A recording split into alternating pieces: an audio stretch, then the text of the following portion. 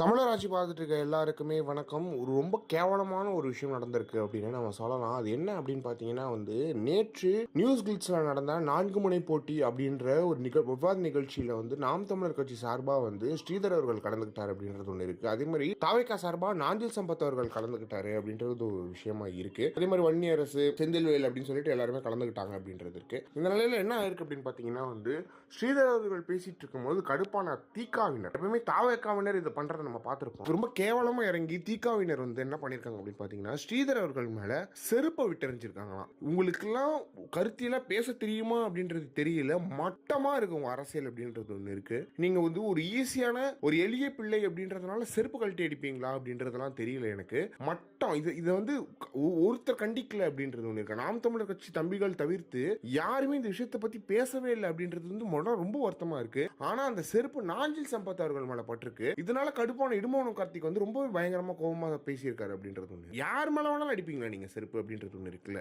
நாஞ்சில் சம்பத்தா இருக்கட்டும், அது ஸ்ரீதர் அவர்களா இருக்கட்டும், நீங்க செருப்பு அடிப்பீங்களா? செருப்பால் அடிக்கிறவங்களுக்கு யார் இந்த தைரியத்தை கொடுத்தது அப்படின்றது ஒண்ணு இருக்கு. ஒரு விவாத நிகழ்ச்சியில் விவாதத்தை வைங்க. அது 4 மணி போட்டி தீகாக்கு என்ன வேலை அங்க? அதுதான் கேள்வியா இருக்கு. தீகாக்கு என்ன வேலை அங்க? அவங்க எலெக்ஷன்ல நிக்கிறாங்களா?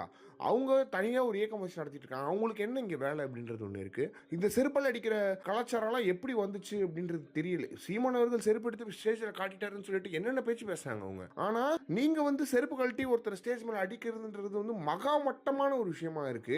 கொஞ்சம் நெஞ்சம் தீக்கா மேல மக்கள் கிட்ட ஒரு மரியாதை இருந்துச்சு, அந்த மரியாதை கெடுத்துக்கிட்டாங்க இவங்க அப்படின்றது ஒண்ணு இருக்கு. இந்த செய்தியை வெளியே கொண்டு போகணும் அப்படின்றது ஒண்ணு இருக்கு. இதை பத்தி யாருமே பேசல. வன்னி அரசு செந்தில்வெல்லாம் வாய்க்கிழியே பேசுவாங்க. இதுவே ஒரு நாம் தமிழர் கட்சிக்காரன் ஒரு தாக்க கட்சிக்காரனா அடிச்சுதான் அவங்க சும்மா இருந்திருப்பாங்களா அப்படின்றது ஒண்ணு இருக்கு. இதை பத்தி என்ன நினைக்கிறீங்க அப்படின்றத கமெண்ட் பாக்ஸ்ல சொல்லுங்க.